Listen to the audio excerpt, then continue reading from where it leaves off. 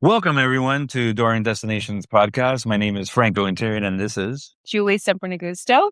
Wow. It's a mouthful. I love it. It's always a mouthful. I mean, you brought it there. Jesus Christ. You and Barbie are just making this like... I'm not going to be able to promote this. I'm not. YouTube is going to be like, oh, not good for kids or whatever. Okay, well, that was Julie Agusto, one of our amazing travel advisors for Dorian Destinations. How you been? You've been killing it. You like, seriously, you, Barbie, like, you guys have been like slaying and eating no crumbs. I feel like it's just because we're really doing something that we're passionate and we love. Yeah. And just really, we've been lucky with finding partners and clients that really want to do amazing things. Yeah. And you know what? I could tell, well, we're going to get into this later. Yeah. But I could tell just in your promotional videos you do with your client, I'm like, I'm a little jealous. I'm not going to lie. I'm like, Tay's so on it. He did tell me he's a little bit jealous of Tay. Tay, we love you. We love you, Tay. But I'm a little bit jealous of your social media. Like, it's so good and so engaging. Fuck. Look at him. We might steal that award. Yeah. I'll just give you guys that. They're like, fuck it. You guys take it. Well, we have a lot like to the Nobel Peace Prize. Yeah. For best engagement of a cruise, the promotional thing. Okay. So let's do the travel news first, and then we'll get into the little tay. All right. So travel news number one, and this is going to be controversial. I think a lot of people are going to be pissed off about this. I think so too. So Southwest Airlines, they have a customer of size policy, which is sparking some backlash. Basically, they're under fire because they're tightening its long praised customer of size policy. And the public reaction has been fierce that now it appears to be walking back that policy. So basically, as of 20 January this year, some plus size travelers had to pay an extra $443. That is ridiculous. Yeah. For a second seat to meet stricter conditions to get refunded. That's pretty fucked up. You know what I mean? Like, I feel like they're not being inclusive to everyone. Yeah. Like, I mean, or look, I get it. You can't if you can't fucking build like bigger seats or whatever, but don't charge the motherfucker. You know what I mean? Like that. I also believe I flew Southwest for the first time in a very long time recently. And you know how before you used to just get in line and just choose your seat? Yeah. You can't do that anymore. So I feel like they're doing a lot of changes that the airline that we thought they were or what they were originally is no longer at all. And they're just adding all of these things. I think cost, obviously. I know fuel is expensive, but don't change it on the account of the traveler. Yeah. Like, figure it out somewhere else. Yeah. And then, or like, I mean, again, I think this plus size stuff has come up quite a bit in different airlines. Like, maybe have like, I don't know, like 2 rows that could accommodate. Yeah. You know what I mean? Like, or adapt it. I don't know. Yeah. I mean, we live in 2026. I'm sure there's technology where we could adapt seats. To adjust for your clientele. Like, you can't just be like, yeah, I mean, look at models for a while. Everyone was supposed to look like this. And now we're basically loving every size body shape, right? So I feel like, well, I don't know. I always thought every body shape was awesome. Well, I know, but I mean, like the model, like the fashion industry is really huge. Yeah, but the fashion industry you have to be wearing a size 0 and not eat anything. But now they're really, body shaming is a thing, and I think that we should just eliminate that overall. Well, I saw, like, it's crazy now you mentioned it. I am digressing. Yes, on this, always but I did see, like, in the runway that recently, I forgot I think it was like the swimsuit thing. Now, like, they're like thick girl, like there's like and with curves and stuff. And I'm like, damn, congrats. The models look like us now. Yeah, I mean, come on. You know what I mean? And so we can't have a one size human for everything. Like, I concur. I concur. We love all sizes, shapes, colors, regions, everything. Dale que tu puedes hashtag, right? Yes. It's like the great poet Biggie Small says, I don't discriminate. I regulate every shade of ass. Is that? Yes. Yes. That's a very, very, very important lyric. That's very inclusive. Yes. Very inclusive. Okay, I'm taking these off. Why? You look so good in it. Well, thank you. This is a hot episode. So I'm trying to bring the sexy that you know what I mean? The sexy. Okay. So again, digression. Okay, All right. are these okay? No, these are fantastic. Okay. Amazing. Oh, now I can see the blue eyeliner. Yeah. Love it. All right. So story number 2, and this is a trend. You see, now you're getting distracted. And I talked about this with what's her name? Barbie. What's her name? It Like she's seems not there. Yeah, I know. Barbie's our live studio audience. Yeah, Machu Picchu now it locks in strict 2026 visitor cap. So it seems like all these places are getting I guess because we're overpopulated in the world, and now people are traveling more, and I just feel, which is great for us as travel advisors and a travel company, but unfortunately everybody's going to the same fucking places. Yeah. And now it seems like Machu Picchu is getting in on it, where now they're doing crowd controls to visit Machu Picchu, and they're capping it on a daily basis. So I actually am on board with this because I think it also allows for people to experience it in a way that really gives the time, gives the space. And also, these are monuments that are how many years old? Yeah, thousands. Thousands of years old. So I think they're wanting to make sure that they're keeping it, sustainable and up for however many thousands of years that's going to be up, right? But at the same time, I feel like all of these places are getting oversaturated. Yeah. And I think that allowing certain amounts, and I think it's good too, just as a traveler, to kind of have some things planned. And we're going to talk a little bit more of that in a minute. But having some things already okay, I'm doing this, I'm booking it, I have it ahead of time. I'm not showing up and oh my gosh, I can't get in or anything like that. I think you just having to be more planned in the things that you're doing when you're going to travel. I concur 100%. And I honestly, I love individual humans. I hate humans in a crowd, right? It's a lot. And then there's a lot of people that don't respect. That's what happened with the Trevi Fountain in Italy. Now you have to buy a ticket to go, because a lot of people just disrespect the culture. And these grounds are also sacred too, right? So it's just I went there, and I'm afraid of heights, and I went and I did the free roaming shit. And I'm going to be honest with you, I almost brought down a Chinese tourist. Because it's so you have stone steps to go up. So I was going, and it was raining, but I'm afraid of heights. So I kept looking down, oh my God, I'm going to die.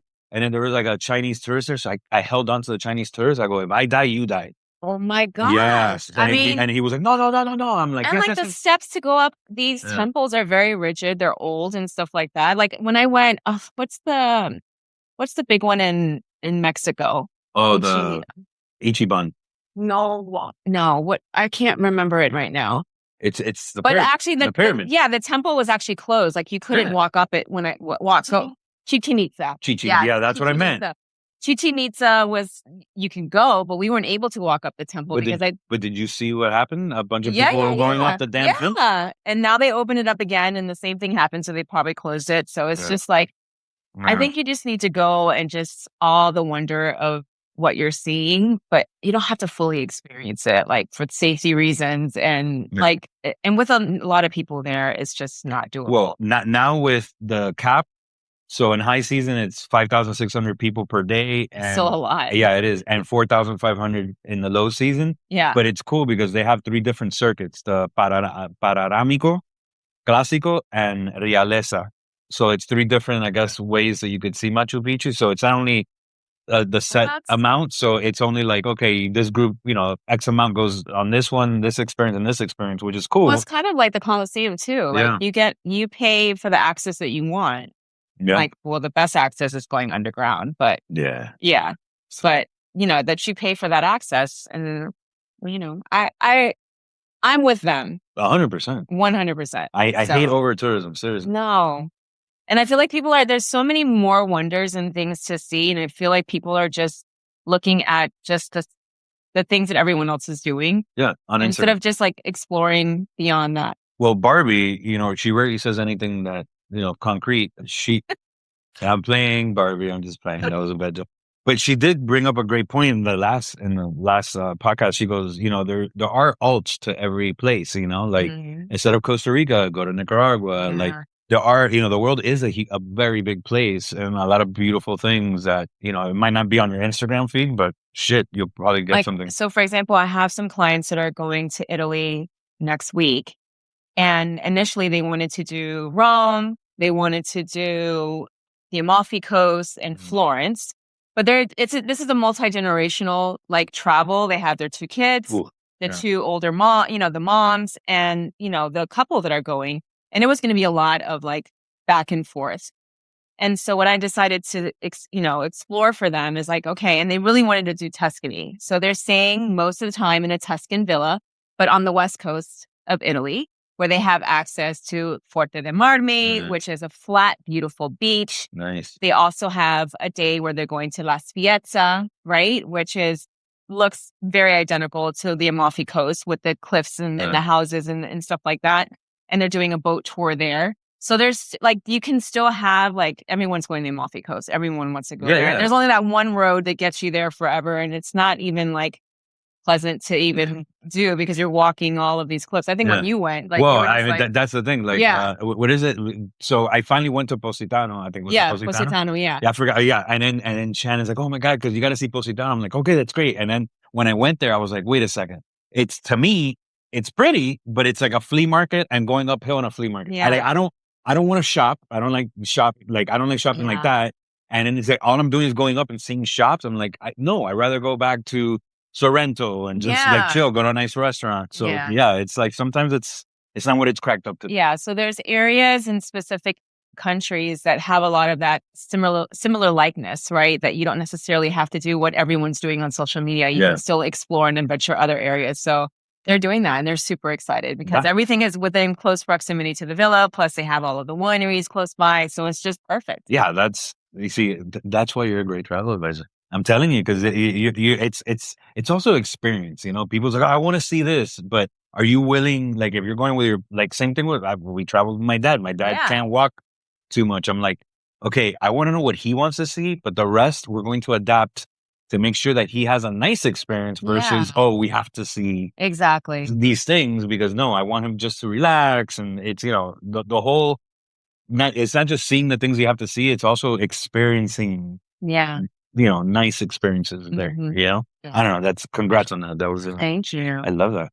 Okay, so last story again. We digress a lot, but I mean, it's on par. Yeah, it is. I don't know. It's on point. It's on point. Okay, so story number 3, travel news number 3 is set jetting is now a $70 billion travel force. You want to explain to folks what set jetting? Yeah, so set jetting basically is what you see in the movies where they're like filming destinations and people are seeing like, oh my gosh, like, well, what's the show on HBO? Oh my gosh, that everyone was going to. Game of Thrones. No, Game of Thrones was one of them. Yeah. But then, oh my gosh, where they're these resorts that they're going to. Oh yeah, places. White Lotus, right? Yeah. So it's like every time White Lotus was like shown, they're like, oh my gosh, I need to go there now, and I need to go there. Yeah.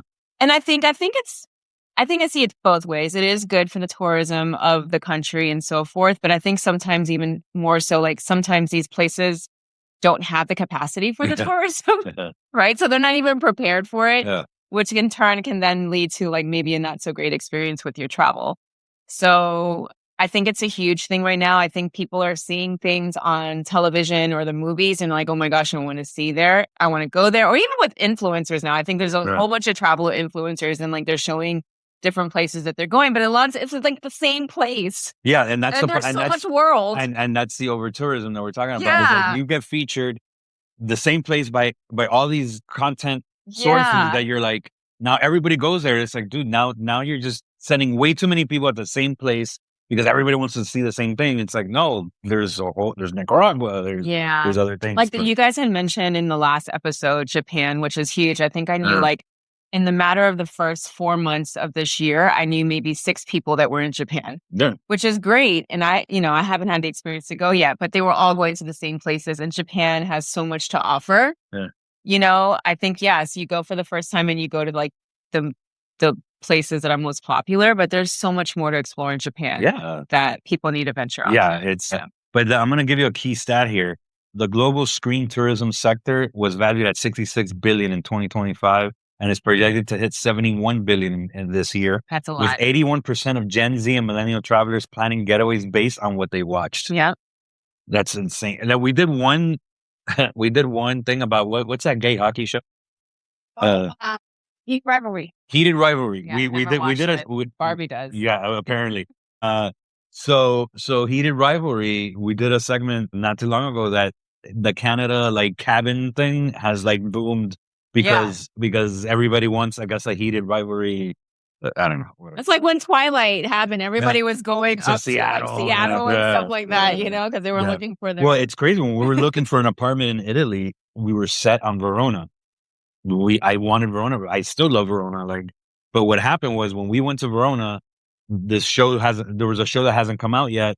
And it was very quaint. You know, it wasn't over a lot of tourism. And after that show came out that was based in Verona and it got popular on Netflix, then we went to go search for homes in Verona. It was like a mini Rome. Insane. And I was like, no, like you just ruined it for me because it was just insane. It was just so many tourists there because of that damn show.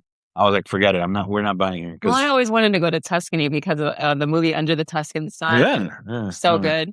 Yeah. But I always wanted to go to Thailand with that movie with Claire Danes.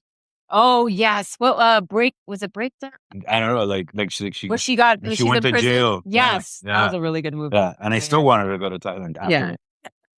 Well, that's news of the week. That was 3 great stories. Yeah, I was really happy. Now it's a fact or fiction. Okay. So I didn't look like Barbie did. Yeah, Barbie cheated. Barbie cheated. She said she wanted to have an advantage, which that's a cheating. But anyways, fact or fiction this week. It's a good one. So I want to, let's see. Okay. Now I do my voice, right? Are you ready? Oh, you do your voice. Yeah, I do. This is like your podcast. This is my podcast voice for fact or fiction. See how it's monotone. It's deep. It's rustic. It's rustic. Rustic. It has a little like has a scent. Yeah, it has a scent. Okay. Wow. All right. The longest suspension bridge span in the world is in Turkey. Turkey now. Oh, Turkey. Yeah. It's fucking Turkey. It's not Turkey. Don't say that in front of some people that are from there. I'm just saying. I'm Armenian. I would say fact. Yes, you are absolutely correct. It's the 1915 bridge over the Danubes opened in 2022 and has a central span of about 2,023 meters, roughly 6,637 feet. Wow. Yeah, that's fucking long. That is long. The longest of any suspension bridge on Earth. That's fucking, I will not walk that. I have a friend of ours that's like afraid to go over bridges. And whenever we go to Key West, which is annually for our friend's birthday, we're always that laughing 7 Mile bridge. 7 Mile bridge. And he's just like, yeah, I'm not about that. I'm not about that. That same thing happened to me. We were coming back, but it was raining. And we did the 7 Mile bridge. And I told my wife, I don't like this. Yeah. I thought I was going to die. Yeah. All right, ready? Fact or fiction? Mm-hmm. The Sahara is the largest desert in the world. Yes, fact. No, you're absolutely incorrect. You're absolutely incorrect. Nope. No, wait. Yeah, I think you're right. Wait. This is crazy. Okay. What I'm about to tell you. The largest desert is actually Antarctica. It's a cold desert. The Sahara is the largest hot desert, but deserts are defined by low precipitation, not heat. Wow. So technically, Antarctica. I didn't know it was a desert. Yeah, it's a cold desert. Cold desert. Yeah, that was a trick question. That was a trick question. That's not fair. I feel like I should get like half a point for that. No, I don't. There's no point system. There's no point system. Like it's either you fail or you. That's where the problem lies. Oh wow. No, but I'll take it up with the executive producer. You. All right. So Africa, fact or fiction? Okay. Africa is the only continent that the equator, the prime meridian, and the Tropic of Cancer and the Tropic of Capricorn all pass through. Fact. You're absolutely correct. Africa is uniquely positioned so that all 4 of those major lines cross it, making it the most geographically centered continent. Yeah. Well, that's the motherland, right? Yeah. Like a Pangea. Yes. Like that's, yeah. So that was good. I wouldn't have gotten. I mean, I'm married to an African. Duh. And he's the most centered man. Yes, he is the most. He's the most centered man in the world. You see, it all makes sense. All makes sense. All aligned. He comes from a geographically centered place. He's the most centered man. You see, If I would have gotten that wrong, I wouldn't have gone home tonight. Oh, no. Yeah, you don't. Babe, you must know everything of Africa. Yeah. Not that he speaks that way. No, he does not. I know. That was such a stereotypical. Sorry. Okay. All right. Ready? Next one. Fact or fiction? Mhm. Russia spans 11 time zones. Fact. Damn, you're good. Russia stretches across Huge. 11 official time zones, the most of any country in the world. That's amazing. You're good. You're good at this. Shannon's not that good. But don't tell her. You're trying to get me in trouble with your wife. No, I mean, I'm getting myself in trouble because she Don't get us both in trouble. Luckily, she doesn't watch her own podcast, which I love. All right. Last one. Fact or fiction? Canada has more lakes than the rest of the world combined. Fact. Damn. Oh, my God. I am going to give you that trophy. Jesus. Canada contains an estimated 60% of the world's lakes. That's nuts. Yeah. That's crazy. Oh, there you have it. Fact or fiction, a.k.a. Julie's dominates section. Like okay, so we got to do points. If we're doing how many points? No, you got a 90%. You passed the test. It's like SAT score of 17. One. Yeah, well, that's not good. That's 90%. No, but I feel like that needed to be a half because that was a trick. It was a trick question. Yeah. It was a trick question. So, okay, so now travel tips. So now you could open up your massive. I know. Look screen. how big this thing is. Yeah, like that's where her.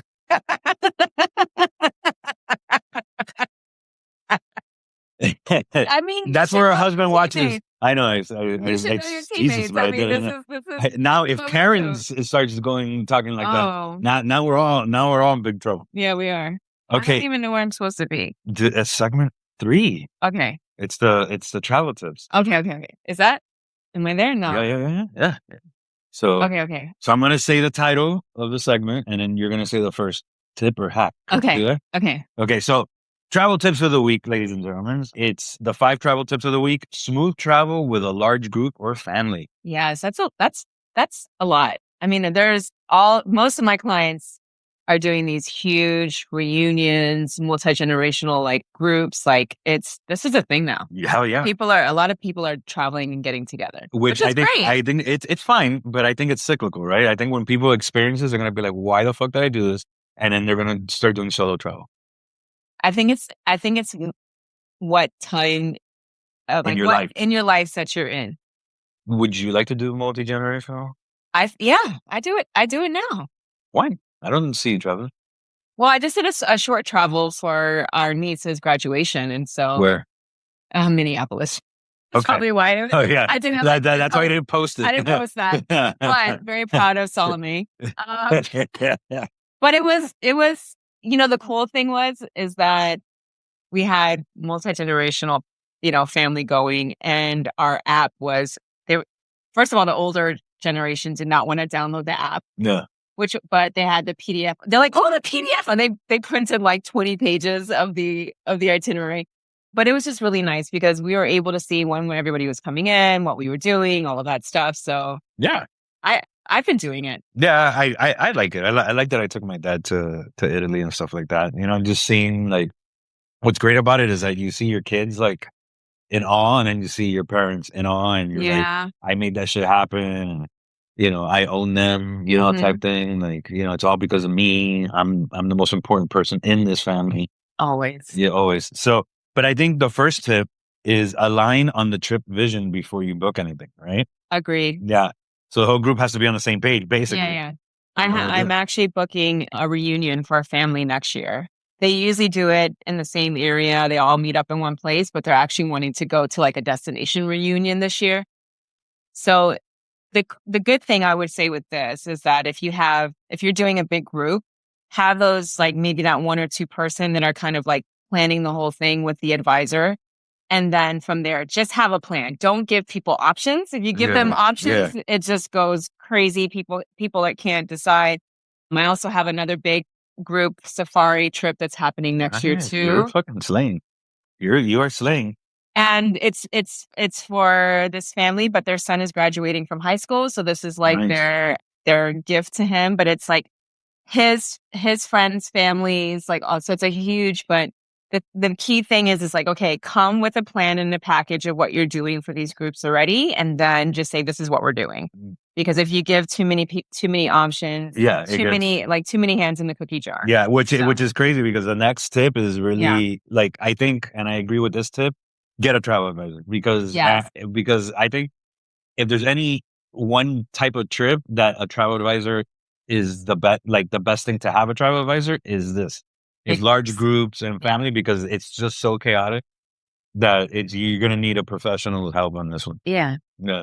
Everyone has their own quirks, how they want things and stuff, but we definitely handle all the things on the back end, and then people are just showing up and enjoying themselves, which I think is great. Yeah. They don't have to worry. And I think they're like one of my clients, she's like, I did all of the planning last year and I was miserable the whole time. I didn't enjoy it. I was always worried about what's happening next, what's going on. And we just take away that stress for everyone. Yeah. And then you absorb the stress. Yeah. But it's fun. Yeah. I mean, no, but we plan it out ahead of time. We know we have the partnerships. We know what's happening. It's very few and often that there'll be little things that happen, but the people that are enjoying their vacation or their time with their family, they don't need to know that or see that. Yeah. Yeah. Which kind of contradicts the tip 3. It says set budget early and use the splitting app. That to me, I don't know if it's like a tip I would really emphasize on, because it says money talks should happen before the trip, not at the dinner table. I think it's a good idea to kind of have like it's almost having boundaries, right? It's like, okay, we're not going to go above this. And I think it's also even knowing, like you said, your teammates, your family, and what they can like expense. You know what I mean? There's some people that can do more than others, and there's just kind of finding that middle ground, because like, for example, when I was planning their reunion, it's like, okay, I want to try this and I want to do this and I want to go there and I want to go there. And then I had to like really hone in of like, okay, does everyone have a passport? That was like the first question. Then like half of the things that they mentioned that they wanted to do was like off the table. Yeah. You know what I mean? So it's just like setting realistic expectations, also like figuring out, okay, like what can people afford? Not just you, but overall, like how can we build that middle ground? So I think with these bigger groups, I think it's good to kind of come in with like, you don't have to have an exact, but kind of an idea of what that would be. Like that budget. Yeah. And then there's even sometimes where other family members will cover for others to make sure that they're there and so forth. So it's just making sure that it's doable for all. Look at you. I'm telling you, I'm so proud of you. All right. This tip is a good one. I think book accommodations with shared space and privacy. Yeah. Big groups need places to gather and places to escape. I agree. Yeah. Whenever I do group travel with my family, we're always staying in a private villa or a private like Airbnb or VRBO. Like it just really, it makes the vacation a lot lighter too, because you're not having to coordinate like, okay, when are we meeting downstairs for breakfast? And it's like, especially for like that multi-generational family, like there's some excursions that some families may not want to do. And so they can feel comfortable just staying in the house and just doing something around there. Yeah. I am completely on board with this. I know that some people just like to have breakfast and have it available every morning. I think Shannon's a big person for breakfast at the hotel. Yeah. She's like, oh, it comes with free breakfast. Like, yes. She's really, really big. As a matter of fact, I'm going to start selling Dorian Destination t-shirts that say it's free breakfast. You have free breakfast. Breakfast included. Breakfast is included. But I think with the fact, like you can, like, it's nice to just have everyone gathered in the kitchen or in the living area, and just in between times where, and like, I've had enough. I can just go to my room and close my door, you know? So. Which a lot of people do with me. I'm a little too much. So they need to. Yeah. Even my own wife. My own wife was like, okay, shut up. I need to leave. I can't see you right now. So actually the last tip I really, really like, and this is something that aside from group travel, I think it should be your normal travel, is plan 60% structured, leave 40% free, and just share one itinerary. Don't overschedule with the whole group. Yes. So for example, my safari trip that we have next year, there is structure, and I would say about 60% structure, but we're also leaving like just spaces to breathe and explore, right? You have to just, be in the element and just be like, okay, what is just going to come to me that day? What am I just going to experience? Of course, with us, we do leave that free space, but we have like a whole area in our itinerary app where it just has suggestions of places to eat, possibly places to go to that's not embedded in this in the plan already, that you've probably paid for an excursion already or so forth. But it just allows you to be like, okay, this day, because everyone wakes up differently every morning, and you may or may not want to do specific things that you have planned, right? So, and I think that also takes into account to like thinking about everyone else too. Not everyone's going to be on the same page. So we did, like for a safari, we did have options where for the younger generation kids that are going on this cruise that are like teenagers and so forth, there are more adventurous things, right? And then in the same account, maybe having like a museum day for those that can't do the adventurous side of it. So it's just kind of giving them options in that way. Yeah, that's freaking awesome. I mean, I love that 60/40 because that's one of the things I love about travel is that I explore, or I find things that I wasn't thinking on seeing. I think those are the best. Yeah, those are the best. I tend to be more of like, let's just see how it goes. Yeah. Like when we went to Cartagena, I didn't have a plan at all. I didn't have a plan at all. I just knew that where we were staying is in front of the beach. Yeah. We can go to the beach when we want. The walled city was like maybe a 5-minute Uber to where we wanted to go. We didn't have plans of like hotel. Like we didn't have no plan, and it was the best time. Yeah, that's. It was the best time. We were just exploring things as we walked up. Locals were telling us like, "Oh, make sure you go here. Make sure you try this coffee, not that one." Yeah. Like it was just an amazing experience. Yeah, because the locals are going to be the best. Yeah, like they're going to tell you where to get the best of everything. Yeah. Yeah. Unless they're trying to like steal from you, and then they tell you to go down an alley, and then you get stopped. And then you don't do that. Yeah, you don't do that. But down alleys, people you don't. So those are the tips of the week. Those are very good tips. Those are very good tips. Right. I think group travel is huge now. Yeah. It's really, really, really big now. Yeah, so. that's what she said. But yes, so our next segment, and I'm not me. Super excited about this segment because I saw it from what is it? Inception, right? Like a little, like the little seed going into the egg, and then it blew up. So the best of segment is Stepology at sea. Basically, Julie, you found or you experienced this, I guess, this health fitness creator. He's Miami-based, Tay Johnson, and basically you're doing, I guess we could call it a retreat. Is that a retreat on the Resilient Lady for Virgin? No, not Resilient. Scarlet. That's what I meant.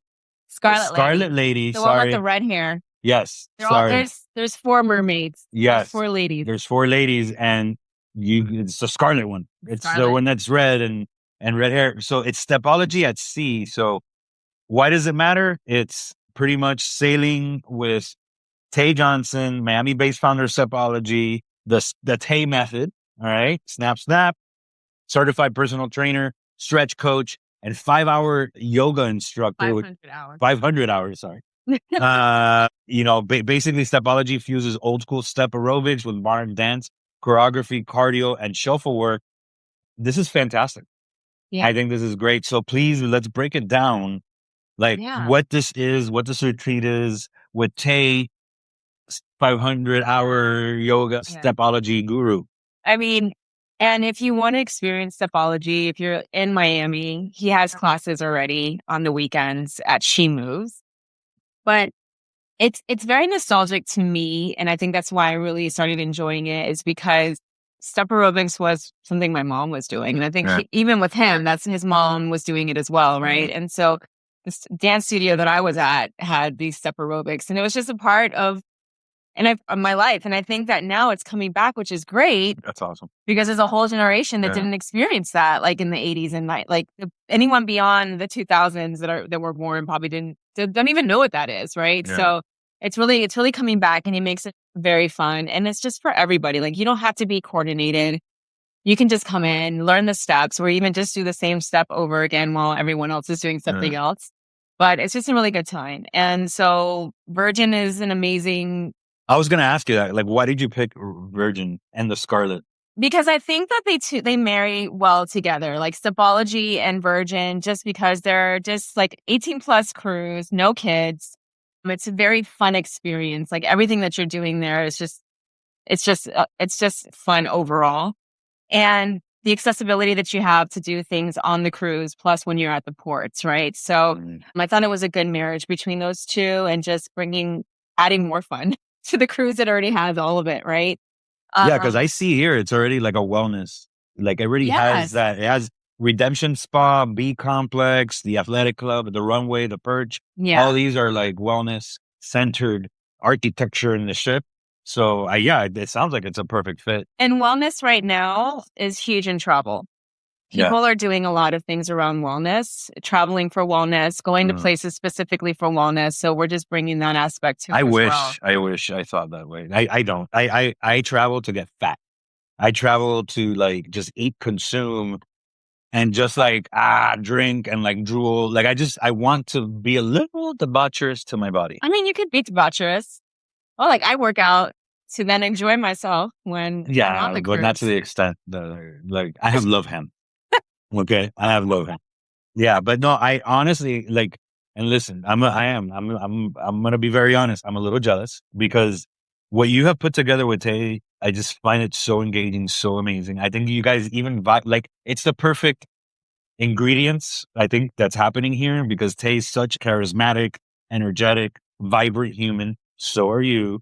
And then you go to Virgin, which is one of the best cruise lines in the world, and the Scarlet ship. I mean, it's just a perfect combo. I think people are going to have an amazing time. Yeah. And I'm probably giving like a teaser. But no, you got to tease because this is like.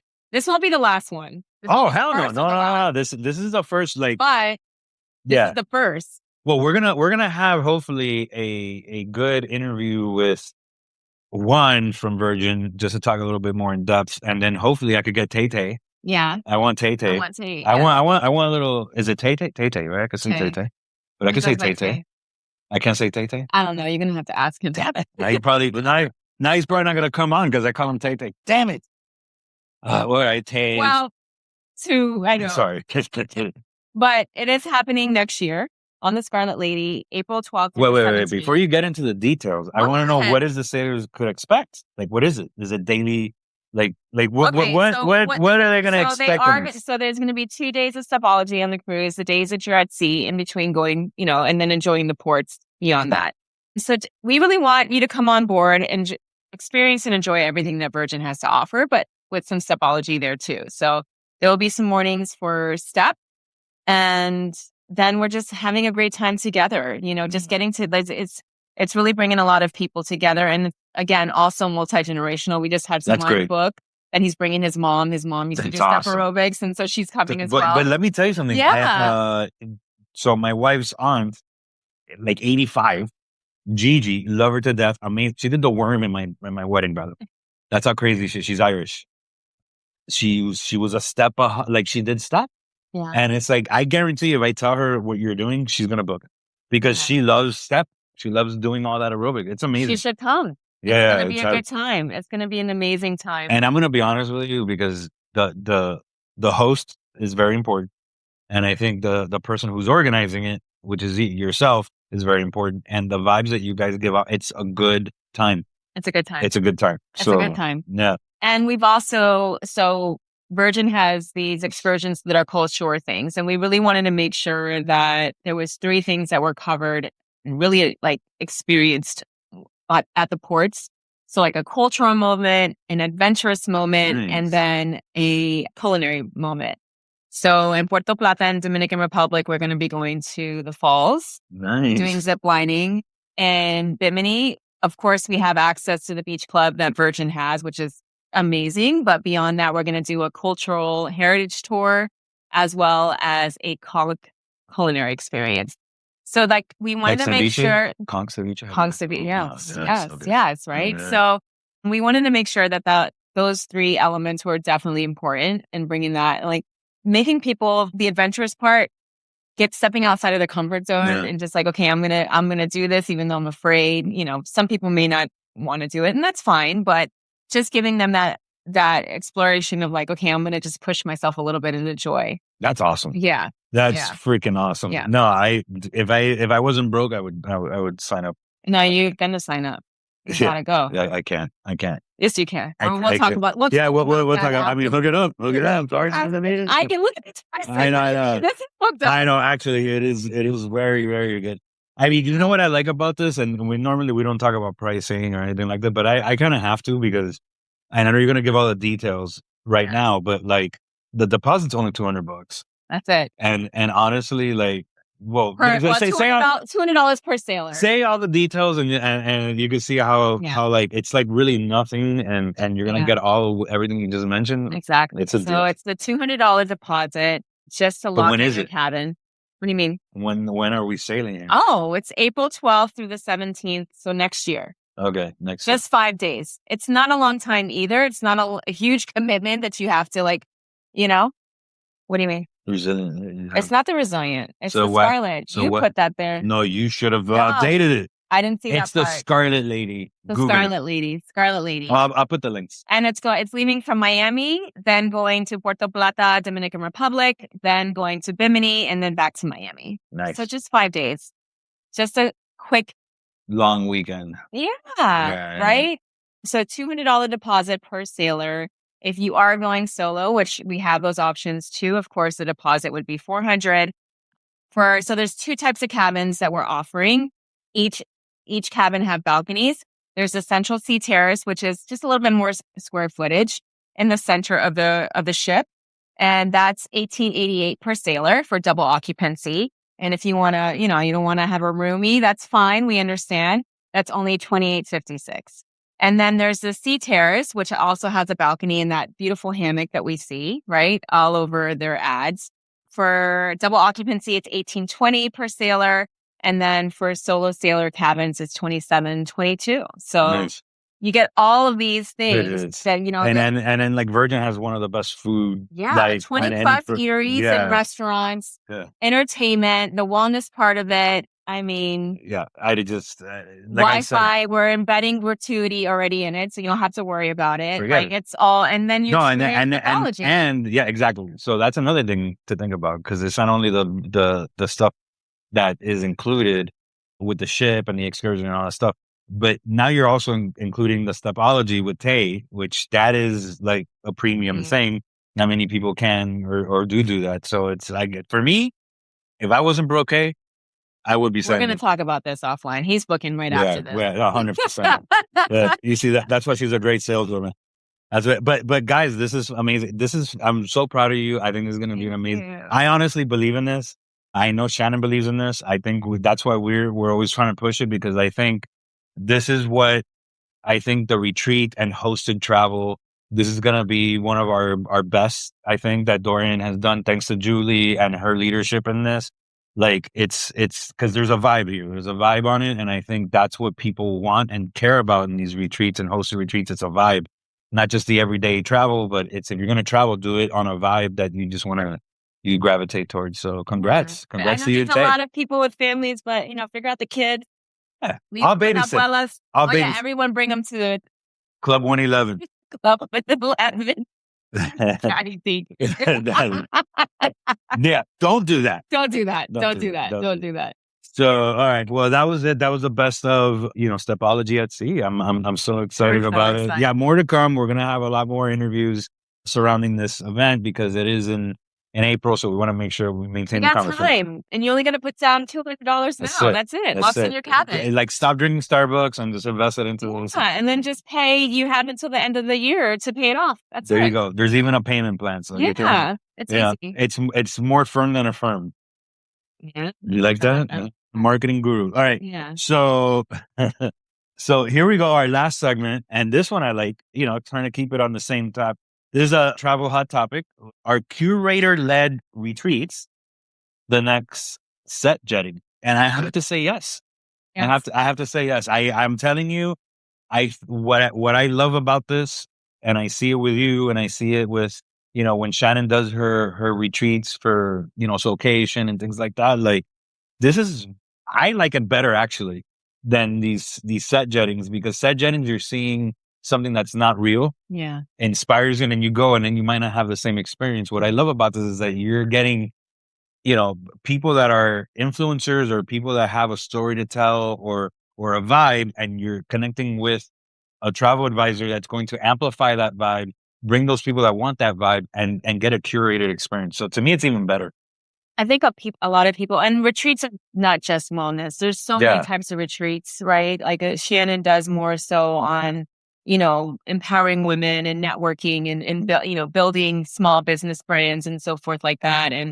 But there's so many types of retreats. Like when I start thinking about this, and then I'm like the people that I know, and I'm like, it's just building community. And I think that people are looking and thriving for that. Like they really want to build community. Yeah. And if you can add a component of bringing community together, enjoying things that you may not be initially exposed to, and you're learning more about it, not only in the experience that's being brought with the community, but then also the location that you're at. Yeah.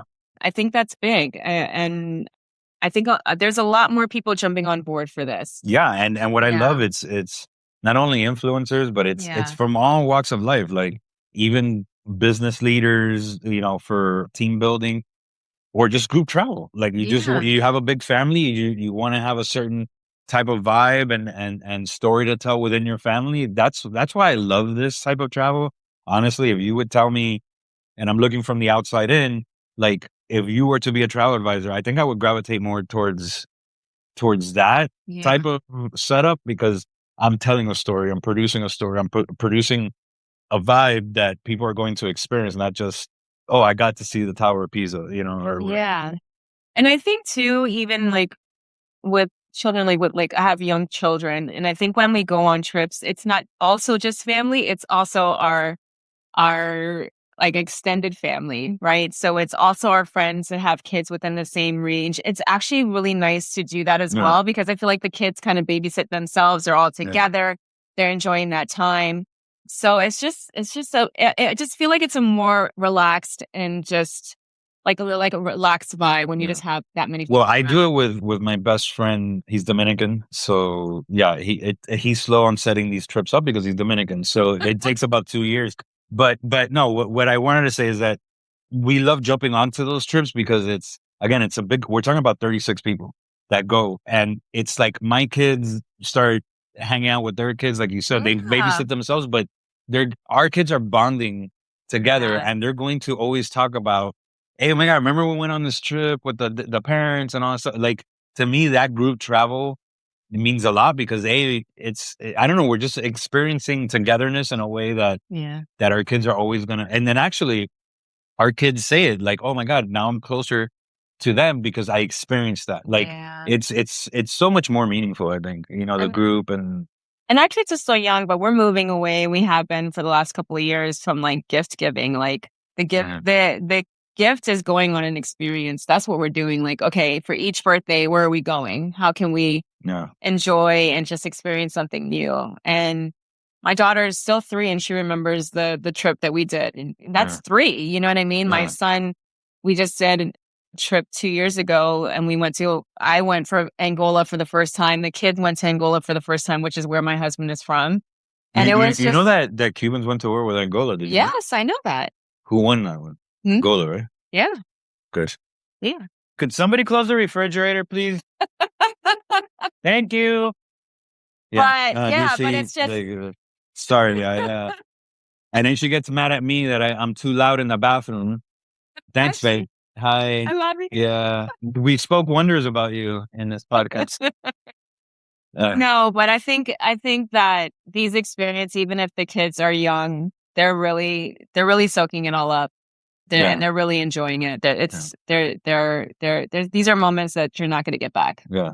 But also too, like the type of stuff like you're doing with Tay, for example, like anybody could go on a cruise to Virgin, right? Yeah. But like you add this element of Stepology, you add this element of like a community, even if you're a hardcore step person or not, like or not, it doesn't matter. Like you don't have to be. Don't be afraid, people. There's people like I don't have step. I was like, you don't have to. I just think it's more of like, oh my God, this is like it's something out of the norm that you're probably not going to experience on a Virgin cruise again. You know what I mean? Unless you do it annually or whatever. But yeah, I that's why I love this type of thing where it's like I think I was even contemplating sports. I'm trying to do this You should. from a sports thing. Yeah, I'm trying.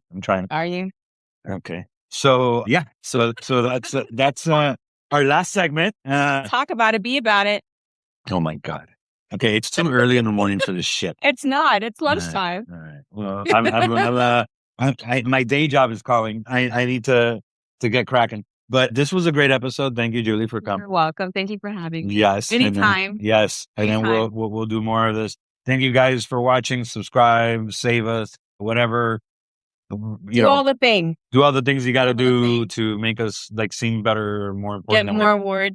More awards. I need a third. I like things in threes. Yeah, that's how you have to decorate. Things are in threes, right? That's I learned that. I learned that from somebody. And another one. Wow. Yeah. I hate Khaled. I know I hate Khaled too. But anyway, I had to. Yeah. Is where he's from? I think his Miami DJ name was DJ Missile or Bomb Drop or some shit. Assassin. Was it Assassin? Something Assassin. It was so stereotypical of his which I love. But I used to go to the parties that he used to DJ. Yeah, where he got big. Madhouse, yeah. Madhouse, that's right. Bayside had all of it, yeah. Before he got big. Yeah. He used to drop bombs. All right, so thank you for joining. Ciao, Agalo.